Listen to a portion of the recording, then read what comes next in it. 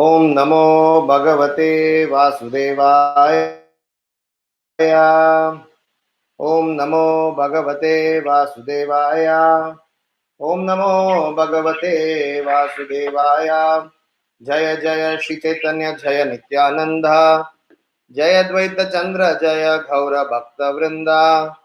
जय जय श्री चैतन्य जय नित्यानंद जय अद्वैत चंद्र जय गौर भक्त वृंदा.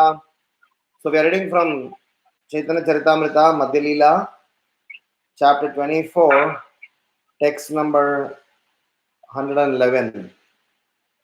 Bhakta Deha Paile Haya Gune Smarana Guna Krishta Hana Hare Nirmala Bhajanam.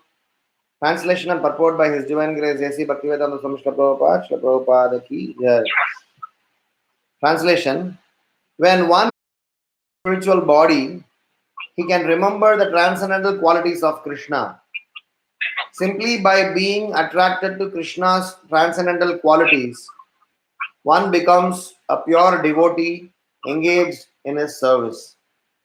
Purport: Srila Bhaktivinoda to 111.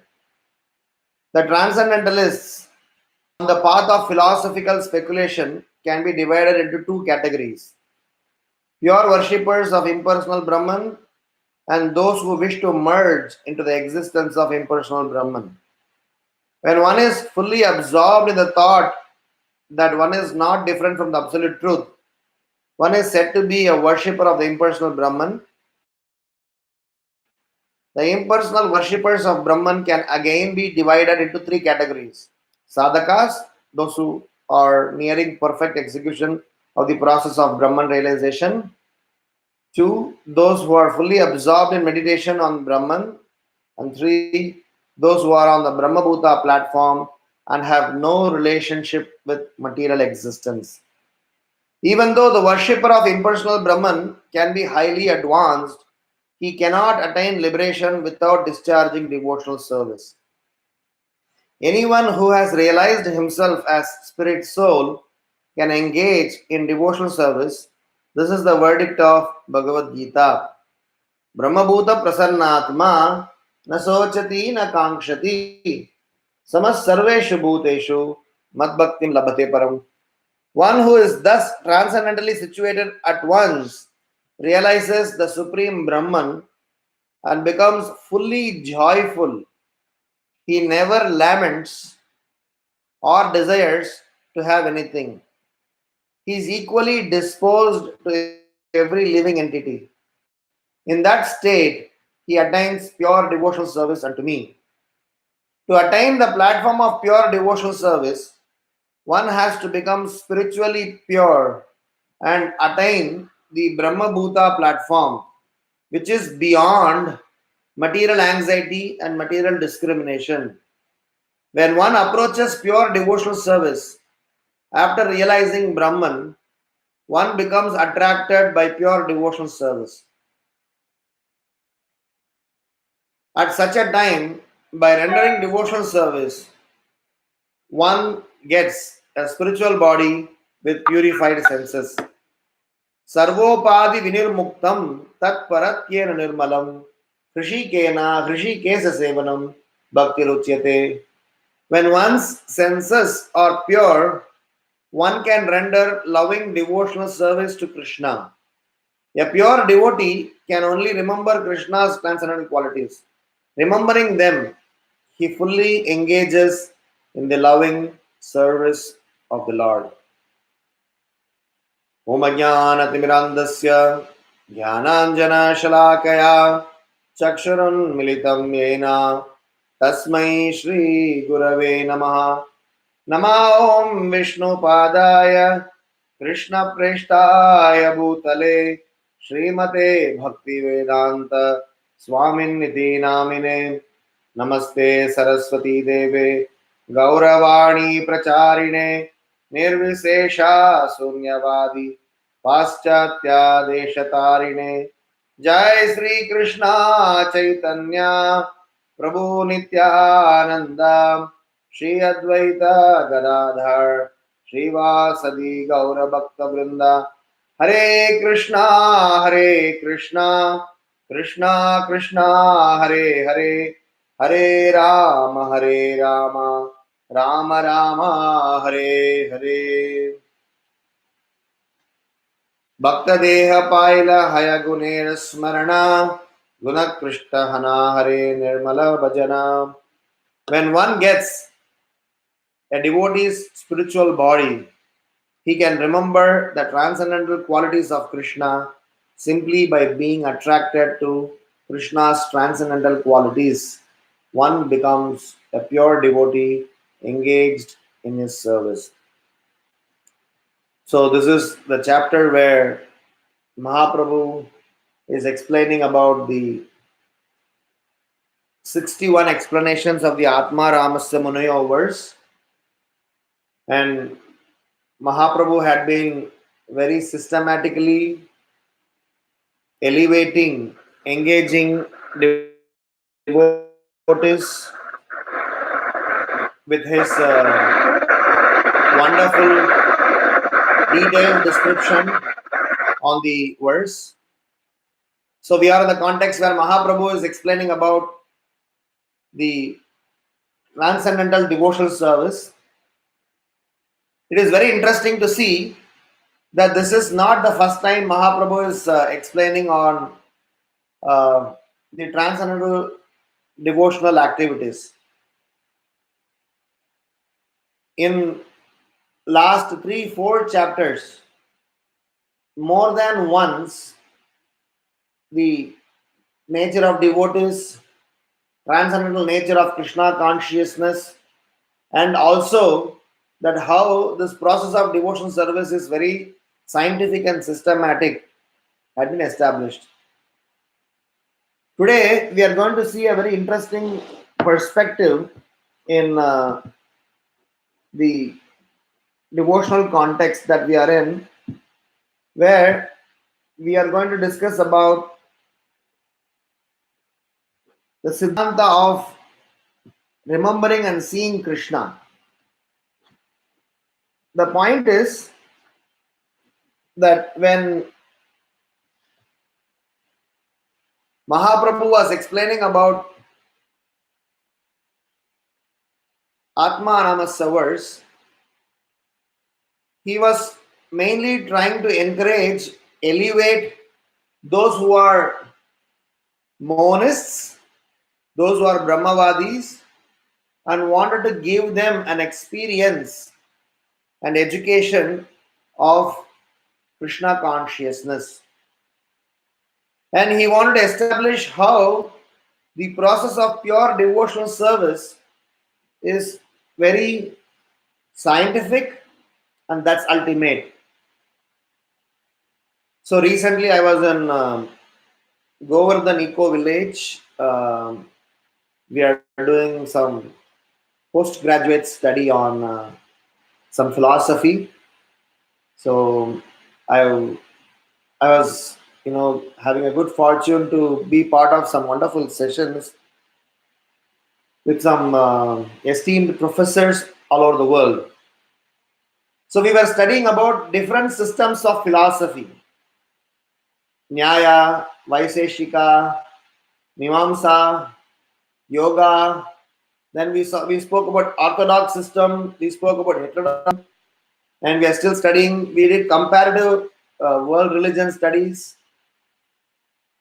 So at that time, one of the important realization that we got, one devotee was sharing that, is Srila Prabhupada writes in Srimad Bhagavatam, first canto, first chapter, text number 7, in the purport.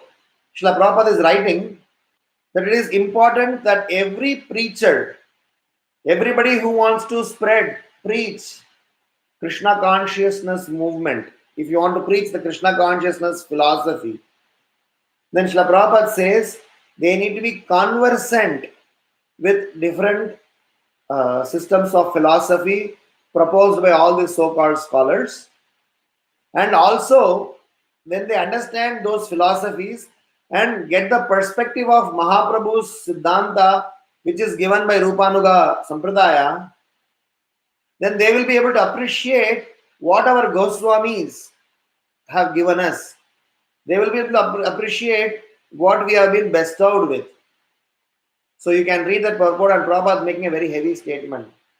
Unless and otherwise somebody is conversant with that, they are not even qualified enough to sit on the Vyasasana.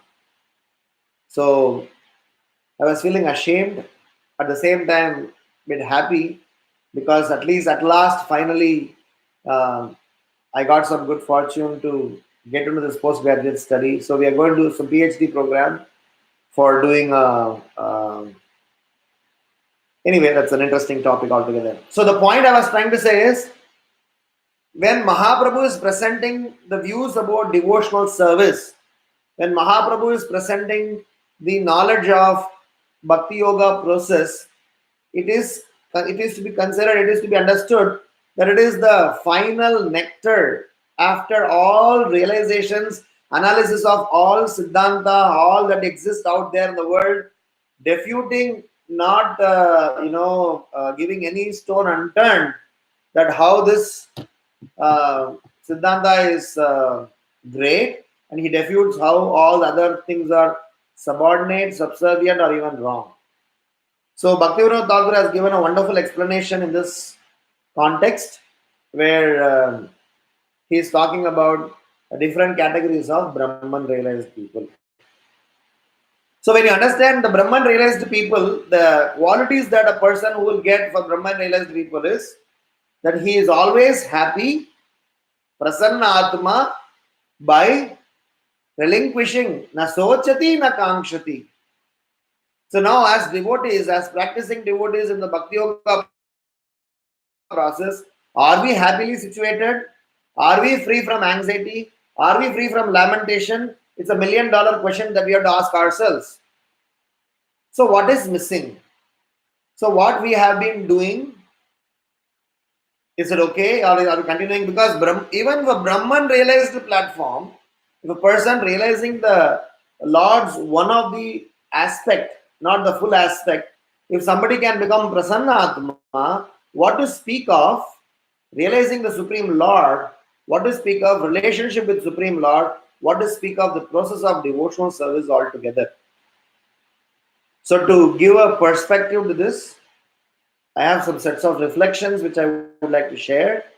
And as a part of that reflection, we will analyze different stages of realizing, seeing, remembering the Supreme Lord. And if time permits, talk about the underlying qualities that we need to inculcate to elevate to this stage.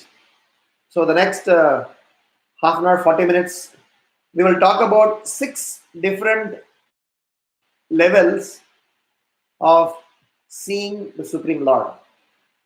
And each of them, we will analyze it. Then when we see where do we position ourselves, when we are slowly elevating our consciousness from whatever level, then we need to somewhere or other measure where do I stay, which platform I am in, what is my positioning. So we need to have that clarity. So from that perspective, when we are slowly elevating to these different levels, so we will be able to understand, am I properly situated, or am I, somewhere else? So these 6 different stages of seeing, different stages of remembering the Supreme Lord is very scientific, and it's a logical reflections that based on whatever limited understanding I have. This may not be exhaustive, and I'm sure this will throw some light on our own practices. So first stage, the reason this is being spoken about in this current context is Chaitanya Mahaprabhu is talking about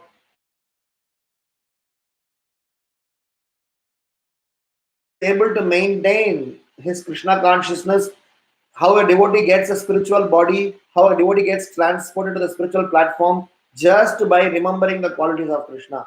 So I want to say that to reach the stage of remembering the qualities of Krishna and attaining the spiritual body, before that there are few stages, and So that way we will know that how to reach there.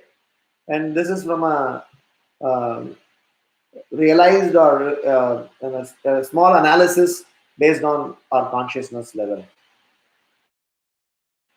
So the first level or the first stage, if somebody want to identify where he or she is, or in general, we can analyze about people in the stage of so-called devotional life. So I call them the first stage is generally we always are in the mode of ignorance, because before coming in contact with Krishna consciousness, our modes are not pure and we are predominantly occupied by the modes of ignorance. And from the mode of ignorance perspective, how do we see the Lord? We will start from mode of ignorance, go towards passion, goodness, super goodness, and see how do we evolve. So when a person is in the mode of ignorance, how does he see the Lord? How does he remember the Lord? So I call them as he is not seeing Krishna even while seeing Krishna. So the stage one is not seeing while seeing. I'll explain this. Example is Duryodhana. Duryodhana was actually practically seeing Krishna. But did he see Krishna? He didn't. Hiranyakashipu was actually seeing Krishna, Narsingadev. But was he seeing him? He didn't. In the case of Daksha, did he actually see the Supreme Lord? Did he see the pure devotee? He didn't. In the case of Gadadhar Pandit, when he went to see um, Pundarika Vidyanidhi, when Mukunda was glorifying, of course, that was a unique Lila. I do not want to question Gadadhar Pandit as a mode of ignorance.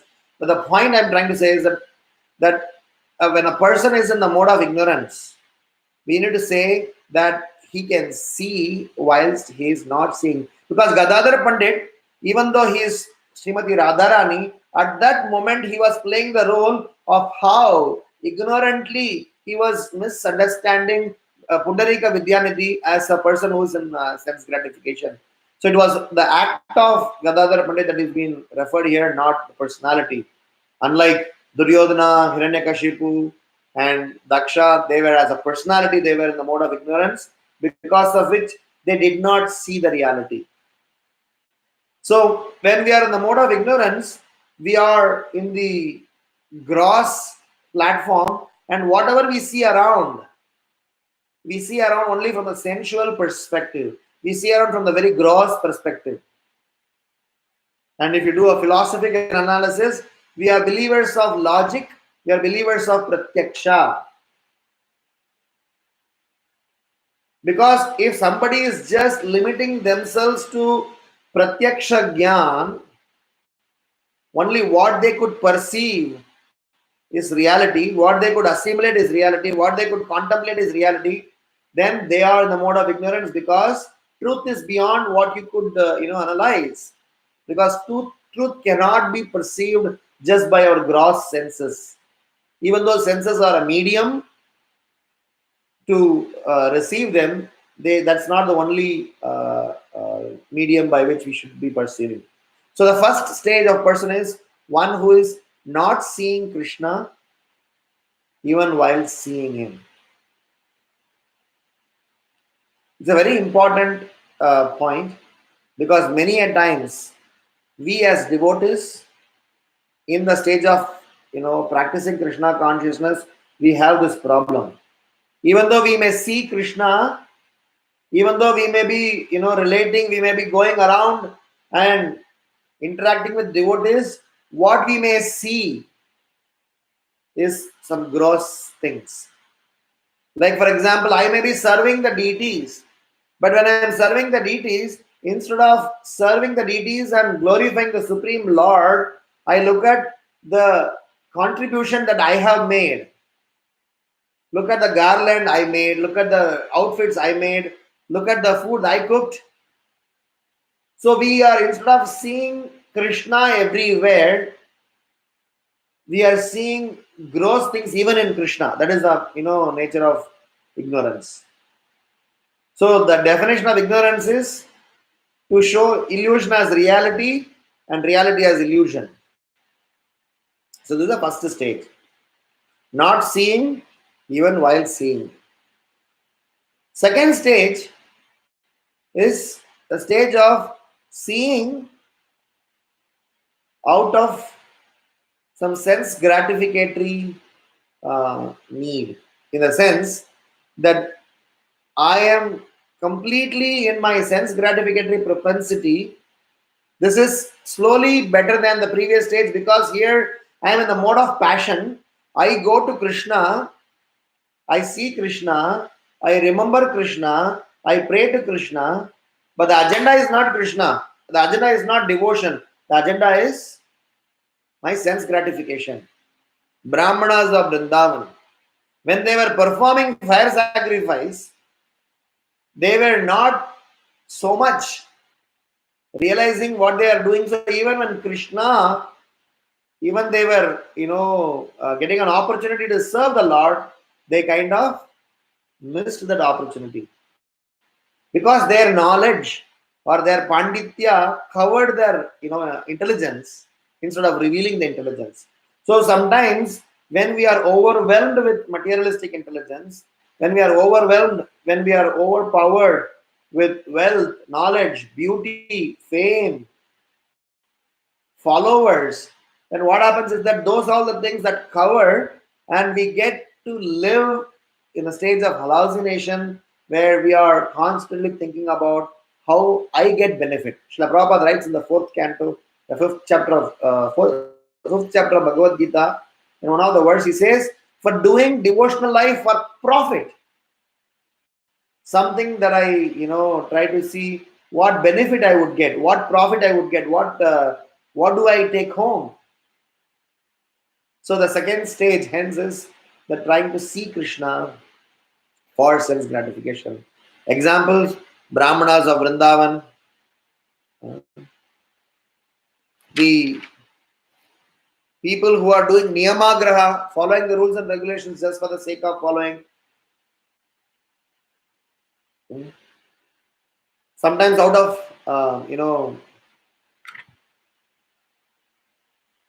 there is a very nice pastime that we have studied in Chaitanya Charitamrita, where this Balabhadra Bhattacharya, when he was in Vrindavan, when he was serving Chaitanya Mahaprabhu, there was a rumor that Krishna has appeared in Yamuna, but that was a rumor created by the villagers who were looking at a boatman and the boat with the lantern as Krishna, standing on Kaliya's hood. And told Chaitanya Mahaprabhu. Chaitanya Mahaprabhu gave a tight slap to him and was very angry, because hearing from a relative source and not hearing from an absolute source make you accept reality as illusion and illusion as reality. So the second stage is the stage of seeing for sense gratification. So Brahmanas of Vrindavan, Balabhadra Bhattacharya. There is also a story Bhakti Siddhanta Saraswati Maharaj says about Badam Bhanga Shaligram Sange. A person who's a Brahmana's son but did not believe in the Supreme Lord's deity form. So he used Shaligram Shila to break Badam. I think I've discussed this before. So like this, there are a lot of us who try to take darshan of the Lord, who try to see the Lord, but not actually see. We try to use the Lord for our own needs. Stage 3 is seeing as a formality and not without realization.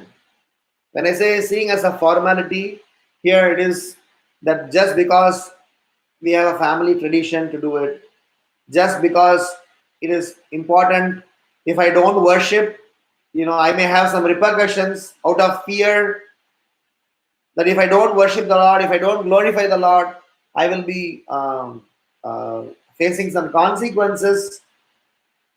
So this is also in a kind of mode of passion where we all many times we do worship just because everybody do it, or we are not having full faith, but just we go to the temple and worship or see or remember or talk or hear only for the sake of a formality. So here what happens is that we are not able to identify, differentiate how the Supreme Lord is present in our life. We are not able to appreciate, we are not able to feel Krishna, because at this stage of realization, at this stage of seeing the Supreme Lord, what happens to us is we only are on a very kanishta level. But when challenges come to us, when after darshan of the Lord, after doing some service to the Lord, suppose some challenges come to us, we blame the Lord. So there are many people who say that if Krishna is God, he should give all good to me. If I am worshipping the Lord, if I am still getting challenges, if I am still facing difficulties, then there is something wrong. So they find fault at Supreme Lord. So they are still not matured. So their remembrance is still at the gross level, mode of ignorance, mode of passion. Stage 4 is actually with some jnana. So stage 4 is seeing the Lord for transformation, for some uh, with some realization. So basically here we first time talk about something called as darshan, because the real darshan begins only when there is some internal reflection. When the real darshan begins only when there is an internal appreciation. Real darshan begins only when there is internal yearning to see the Lord. So stage 4 starts with mode of goodness, where we see the Lord and engages to transform our life. So this is the beginning, because there are a lot of people. This is where Jnana Yoga begins, because Karma Yoga completely saturates all the opportunity for self-realization, because we are not getting any benefit, we are not getting any transformation. Then we search for real knowledge, and as we hear knowledge, even though we are dwelling on knowledge, we slowly started to develop some sense of responsibility that I need to appreciate, I need to reciprocate, I need to glorify the Supreme Lord. So the stage 4 is seeing the Lord and engages to transform our lives. So darshan is something that is part of this. Basically, this is seeing for a purpose. So till now, I was doing seeing for a different purpose of sense gratification. Now we are seeing, remembering, glorifying, praying the Supreme Lord for a purpose. Then comes stage 5. This is a stage where we are taking darshan of the Lord to give pleasure to the Lord, as well as to take pleasure from seeing the Lord. This is a stage of bhava, where I am taking darshan of the Lord not for anything for material reasons, not anything for a formality, not anything for a reason because the Lord is great out of fear or anything of that sort. I am trying to see, remember, glorify Supreme Lord, and by remembering Him, I get pleasure. By glorifying Him, I am pleased. By taking darshan of Him, I am pleased. So in Krishna consciousness, we will get to a stage where darshan, taking darshan of the Lord itself, will be very, very highly pleasing. So that is why if somebody is able to enjoy chanting the holy name of the Lord more than your specified quota of 16 rounds, then we are slowly getting qualified to get to the stage. Because today our chanting, our taking darshan, apart from honoring prasadam, every other forms of Krishna, whether we are reading Srimad Bhagavatam, or whether we are chanting the holy name of the Lord, whether we are taking darshan of the Lord, whether we are associating with devotees, whether we are on dham, we are doing it with a limitation. Beyond a limit, we find suffocating because I cannot handle it anymore. But when we get to this stage, when all the anarthas are going to go away, when you get to this stage, what happens is that this stage helps us in enjoying, in participating for a long period in time. Haridas Thakur is not able to give up is chanting even after acute pain, acute disease in his, in his body. So the process is so mesmerizing, so captivating that we will not be able to relinquish. So that's stage 5, where I try to take darshan of the Lord, not for any other agenda, just that taking darshan of the Lord pleases me. And at one point in time, we also start to realize I want to give pleasure to Krishna. So gopis, they want to dress themselves up so that they can give pleasure to Krishna. Vrindavan Vasis, they gave pleasure to Krishna. So they get pleasure as well as take pleasure. So Arjuna, when he was relating with Krishna, Vrindavan Vasis when they were relating with Krishna, Dwaraka Vasis when they were relating with Krishna, their mood was completely different from all the other previous categories that we spoke about. This is stage 5. Stage 6 is seeing Krishna without seeing.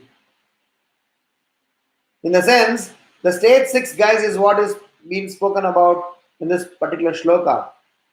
This is a stage of samadhi. This is a stage of full remembrance, prema, where for us we do not need Krishna to be standing in front of us. We do not have any requirement that Krishna should be standing and giving his darshan. We are seeing the Supreme Lord without physically seeing him. We are seeing his devotees. We are seeing so many of him everywhere. We are able to relate to Krishna's.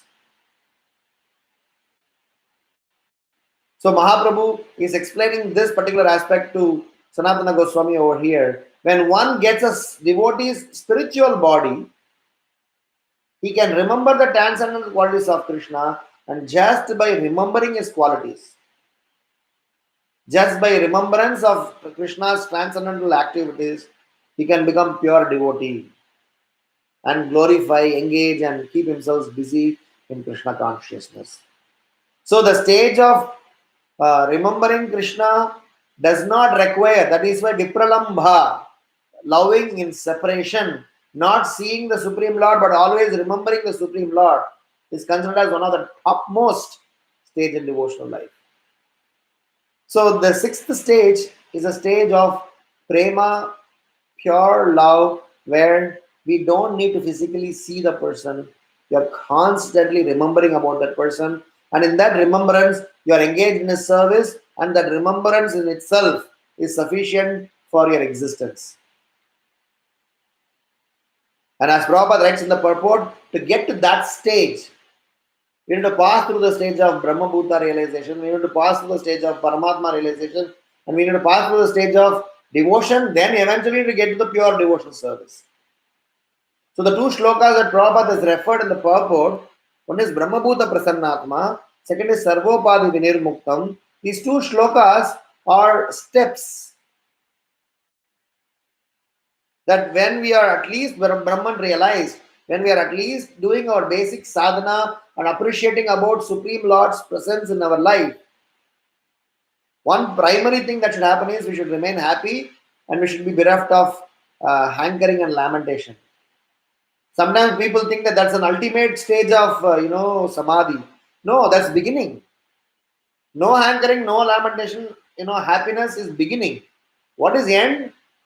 End is I can see, remember Krishna without even seeing him, just by talking about one quality, just by remembering about one single act of Krishna. We can do. We can lead the rest of our life. So these are the 6 stages of seeing the Supreme Lord. So these 6 stages of Supreme Lord is very logical, from mode of ignorance till the mode of super goodness, transcendental stage. We have to do an endeavor. We have to purify ourselves through some processes. So I would like to propose 5 qualities which will help us to acquire and transcend and transform ourselves through these stages, and eventually situate ourselves in a stage of samadhi, or remembering the Supreme Lord without even seeing physically the Supreme Lord in front of us. We will always be hearing about Supreme Lord and be able to see him there. So number 1 is accept before argue. Arjuna did not ask Krishna, please explain everything to me. If I find it palatable, if I find it assimilatable, if I am understanding what you are saying, I will accept. Krishna did not give a chance. First, Arjuna had to surrender. Arjuna had to accept Krishna's supremacy. Arjuna had to submit before arguing. So, accept before. In Krishna consciousness, it is always like that. But material education is not like that. How does material education work? Material education work where you first explain everything to me. I will try it out. If I believe it, if I am able to enjoy it, then I'll accept even if I require. But in spirituality, first surrender. Then rest everything starts. So if at all we want to elevate our consciousness, again this is not a blind surrender. You are definitely allowed to ask questions, but ask questions after surrender. So Arjuna also asked questions. Arjuna also did not surrender, blindly to Krishna. But before even he doing all of those things, he first exhibited his Shraddha of Sharanagati. He just said, Sishyasteham Satimam Tvam Prapannam. So hence accept before argue. Number two, humility before ability. Because materialistic life, we talk about how our ability matters. If I am able to do a service, if I'm able to do an act, then I can do. But in Krishna consciousness, it is not about your ability, it is also about our humility. Able. He was not appreciated as an able, servant. Hanuman was strong, Hanuman was powerful, but he was also humble. So his humility with the ability made him a superlative devotee, not just ability. So in the process of progressing in Krishna consciousness, the reason I'm talking about ability is we as practicing devotees sometimes may think by me knowing Siddhanta, my being a scholar, my being a very good Kirtaniya, my being a very good Pujari, my being a very good person in doing some public speaking, my me being a very good administrator, I can become a Krishna conscious person. Those all are things that are good skills, devotional skills. But if there is no humility attached to that skills, then that is going to be acting against in our favor. So the second principle to imbibe, to elevate our consciousness is humility before ability. Third is sadhana as a first service. The sadhana as a first service is because I think in the current context also you all would have discussed how by our own personal practices, how my basic sadhana, and every time when I refer sadhana, it refers to our chanting, it refers to our deity worship, it refers to our honoring prasadam, it refers to hearing Srimad Bhagavatam, referring Vaishnava Sangha. So if these five things are not regularly being done, as Prabhupada writes here, the anomalies in the heart, the dirt in the heart will not go. Upadhis will not get rid. You will not be able to get rid of your upadhis. So hence the third or most important in this five is making sadhana as your first service. That is why many times we see devotees being in Krishna consciousness for a long time, 15, 20, 30 years, but they would have not made necessary progress because for them sadhana had not been as important as all the other engagements.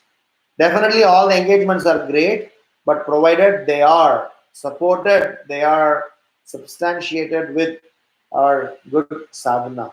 Chanting is superlatively important, and consistently chanting is all the more important. So that is third. Number fourth is sadachar before. Bhakti Siddhanta Saraswati Maharaj says that before you start, get out to preach, lock yourself in a room, stand in front of the mirror, and preach to yourself. So the sadachar is you cannot preach unless you are practicing. So hence, because hypocrisy is another reason why we are not able to see Krishna. Hypocrisy is another reason why we are not able to appreciate Krishna. We are discussing in Houston from Srimad Bhagavatam, where Balarama's killing Romaharshana's pastime. So this hypocrisy is being discussed. Why it is extremely important that a Bhagavatam speaker or a Brahmana is supposed to be outside of all these qualities, because these qualities may be the great guys, but actually it is going to be detrimental to the person whom you're going to give association and also for your own self. So the fourth quality is the sadachar before prachar, and fifth one is gratitude in your devotional service has to be an eternal quality that we need to abide or inculcate in ourselves. So, gratitude in ourselves, each and every one of us need to be grateful to retain the devotion that we have acquired or that we are inheriting. So, these five qualities helps us. These five qualities allows us to make sure that we are able to elevate our consciousness slowly, logically, and we are able to make necessary progress in Krishna consciousness. So the summarizing aspect of the whole conversation that we had is that Brahman realization, Bhagavan realization, and here what Mahaprabhu is talking about, remembering the Supreme Lord's qualities elevate us. And Brahman realization itself will give us access to transcendental happiness to an extent that we will be free from lamentation and anxiety. Or na sochati na kankshati, brahmabhuta prasannatma. He is free from lamentation, and that freedom from lamentation can definitely become an impetus for us to focus on the higher aspects of Krishna consciousness.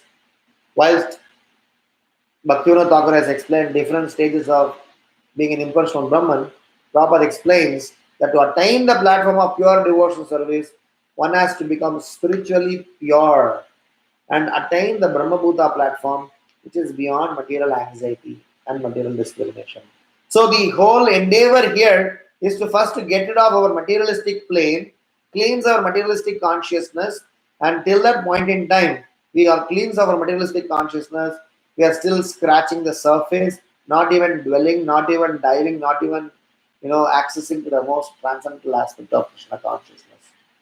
So, with that being said, we spoke about six stages of evolution of consciousness where we are able to see Krishna. The first one was not seeing whilst seeing, which is mode of ignorance. Second is seeing for sense gratification, which is having some external reasons, not a real reason, which is the border of ignorance and passion.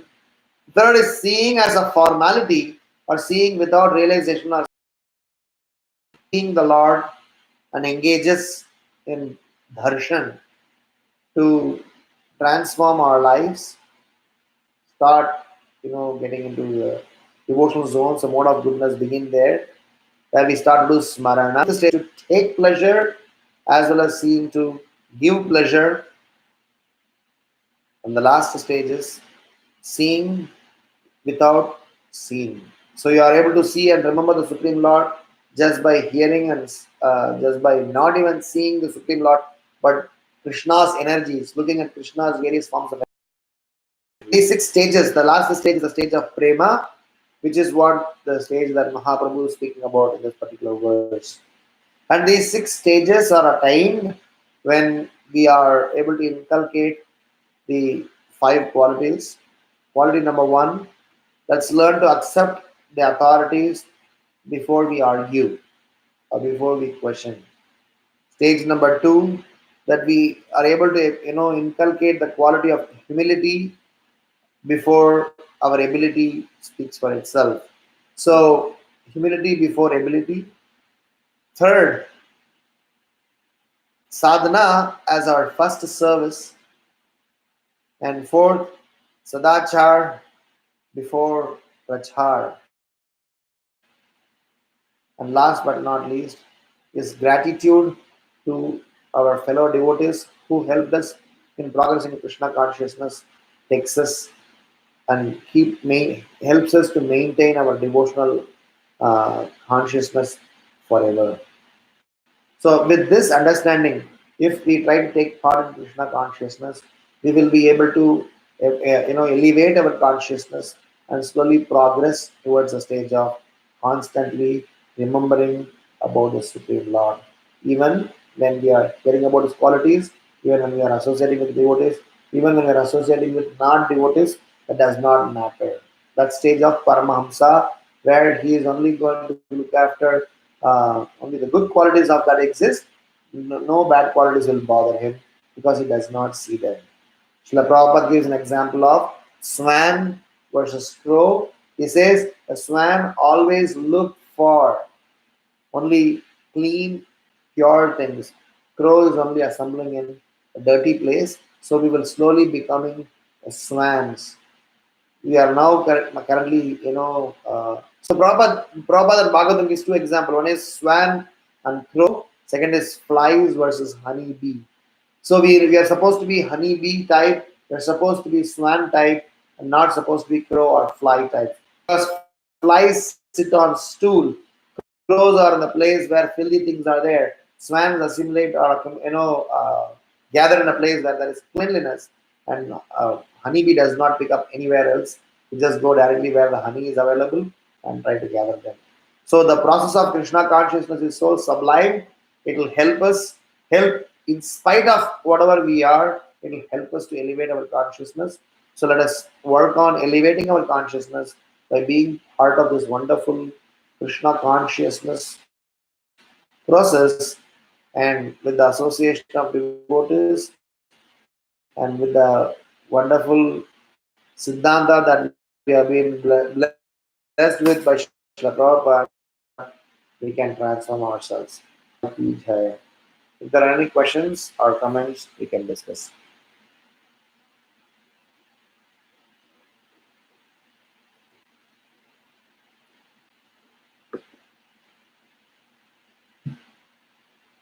Hare Krishna, Prabhuji. Thank you so much. This was very, very inspiring. Thank you very much, Prabhuji. Thank you. Open have questions or comments. Please go ahead.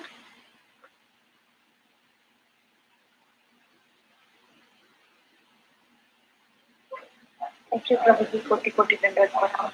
So far, still wonderful. Hare Krishna. Hare Krishna, Prabhu. Yes. Thank you for this. Thank you for this class. Really nice.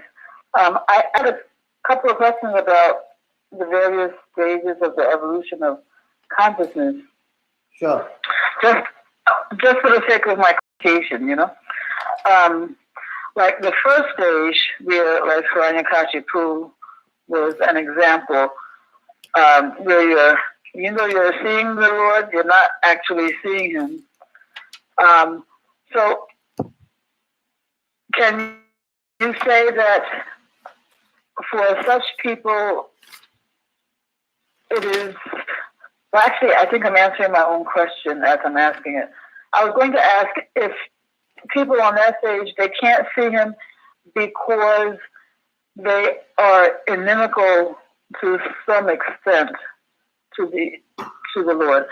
There are some people who maybe aren't. They're like innocent. So I don't know. It seems like it covers a broad category of people, because there are some people who are definitely inimical and atheistic. They don't want to see the Lord. But then there are other people who are not seeing the Lord, but is more due to innocent ignorance type thing. I don't know. Yeah. What So would you say? basically, the idea is that if anybody is in the mode of ignorance could be because of our own stupidity. Mode of ignorance could be because of our own laziness. Mode of ignorance could be because of our inimical nature. There are many reasons that can contribute to your mode of ignorance.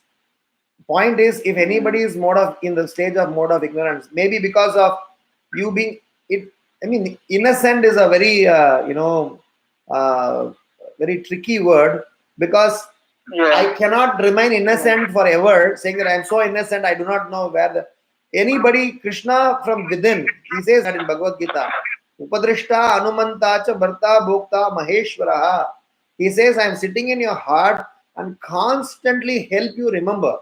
I'm constantly, knocking on your door saying that, hey, this is time for you, this is time for you. So more than we are hankering, Krishna is constantly helping us. But the problem for us is we keep ignoring his warnings, we keep ignoring his symptoms, and then trying to give importance to other things. So whether it is inimical, whether it is because of stupidity, both of them will not be able to appreciate the Supreme Lord presence, and they will continue to remain in the stage of suffering even after having the Supreme Lord with them. Okay. And also, thank you for that clarifies. Also, concerning, let's say, that the stage where you use the brahmanas, in the Rise of the Brahmanas pastime. Yes. Yeah. They were approaching Krishna, but it was like for their own, I don't know, sense of self-aggrandizement, or, it was not really devotional, I guess. Yeah, so in Kunti nature. Maharani is saying this, right? Janma Aishwarya Shruta Shribihi. So anyone who is in a high parentage, beauty, wealth, they are all the biggest obstacle for us to even see the Lord. Even though they are engaged in some sort of fire sacrifice or yajna or some sort of a sacrifice, this is sacrifice in the mode of passion, or you can say sacrifice for sense gratification. I mean, they have been so much doing on. So they were giving their panditya service. Their panditya, their educated nature, blinded them to appreciate Krishna's request. Balabhadra Bhattacharya So people. Yeah, sorry. Go ahead.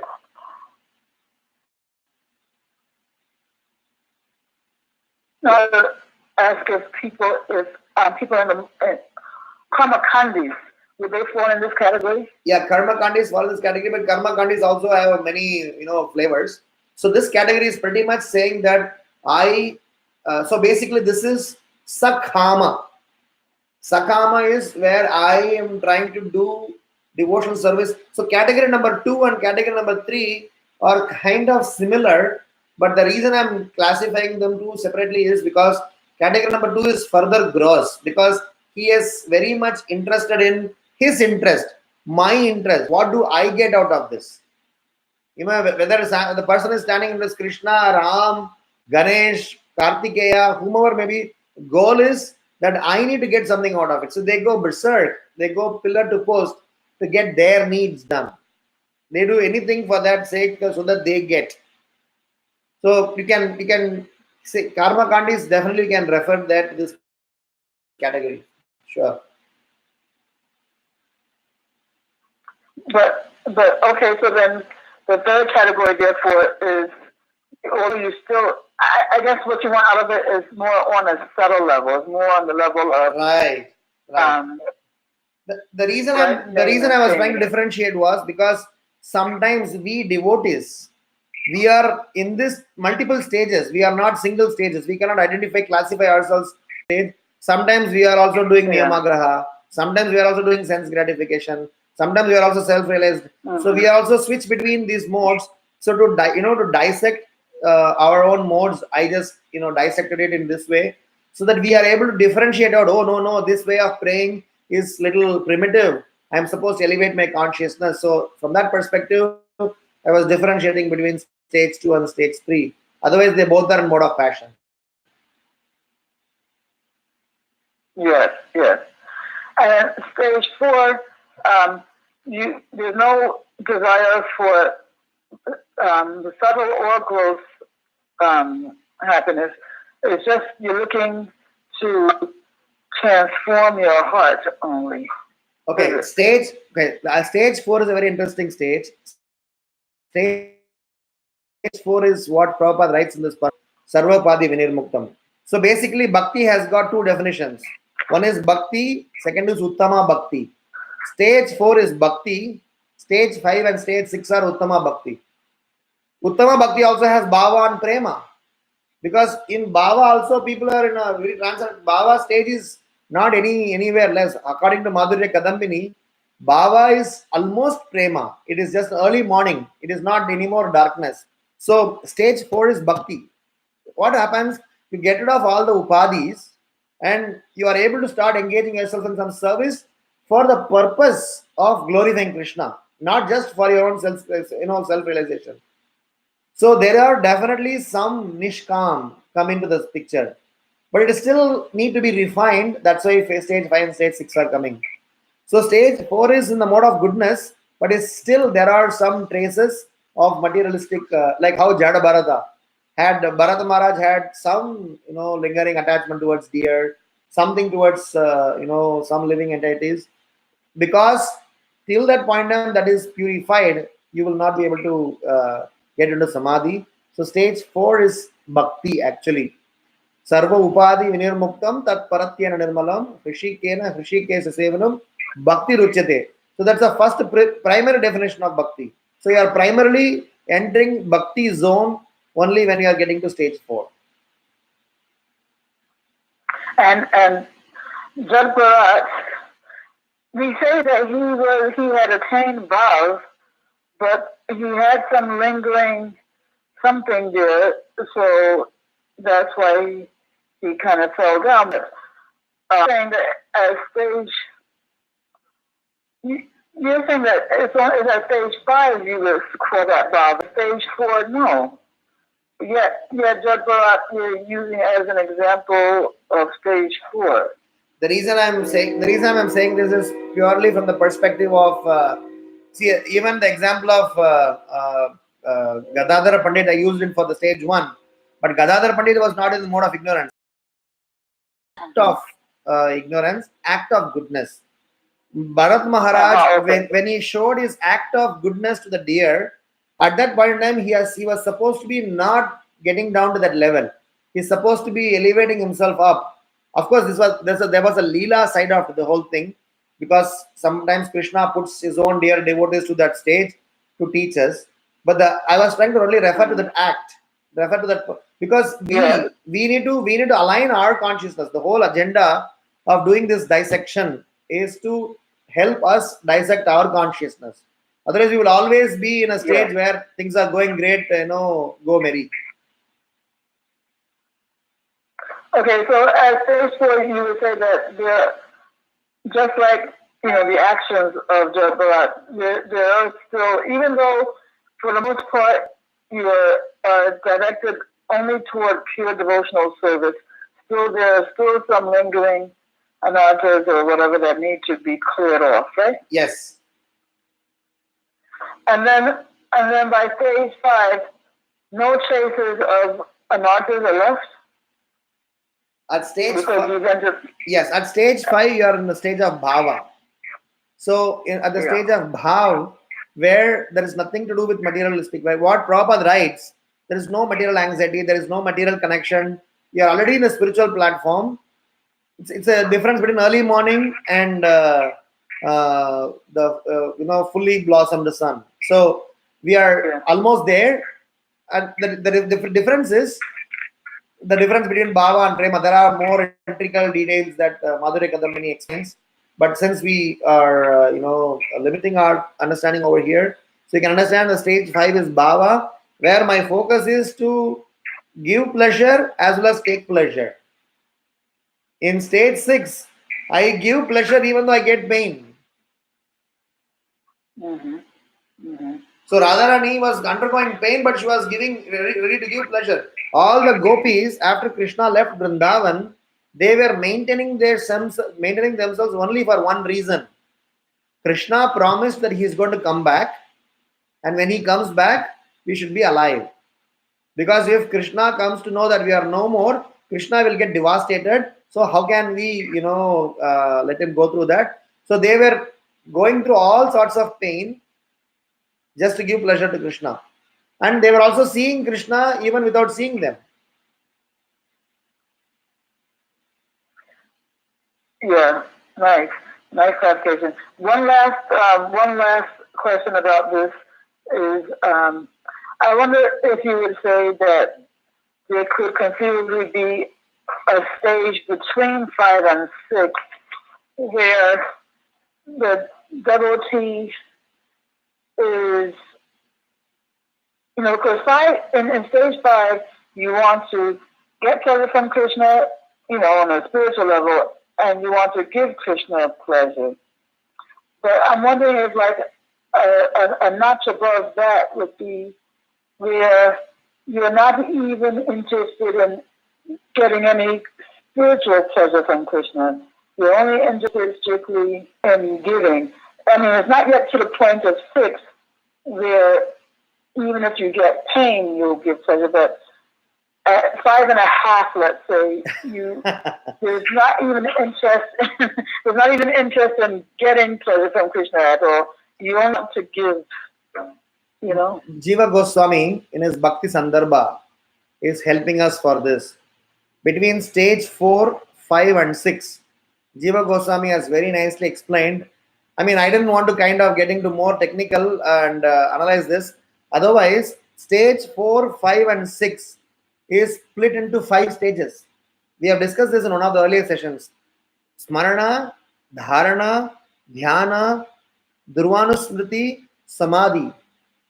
So between stage 4, actually what we began at stage 4 was Smaranam, general remembrance. What we are discussing at stage 6 is Samadhi. Between remembrance and Samadhi, there are 3 more stages.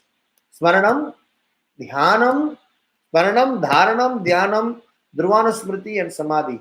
And each of the stage, the consciousness level is different. In Smaranam, we are doing just general remembrance. And when we go further up, we are able to, relish, we are able to participate in the Krishna consciousness in a slightly different plane altogether.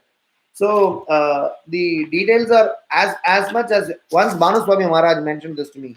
Whenever you talk about classifications and stages, they are not absolute, they are relative, because it is not Kanishta, Madhyama, Uttama.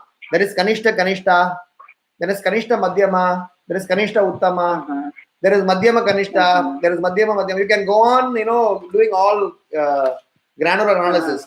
So Smarana is about general remembrance, natural appearance of thought at the Lord in mind. Dharana is actually fixation, thorough attraction of the mind. Dhyana is furthermore meditation on one specific form of the pastimes of the Lord. Durvanusmriti means ceaseless remembrance, a spontaneous and constant nectarian flow of remembrance. And Samadhi means accomplished meditation. Only the Lord is the object of meditation, exists in one's consciousness. So these are all refinement of one stage over the other. That's the way it is. Yeah. Okay, Prabhu. Thank you so much. Thank you so much. Hare Krishna. Hare Krishna. Any other questions or comments?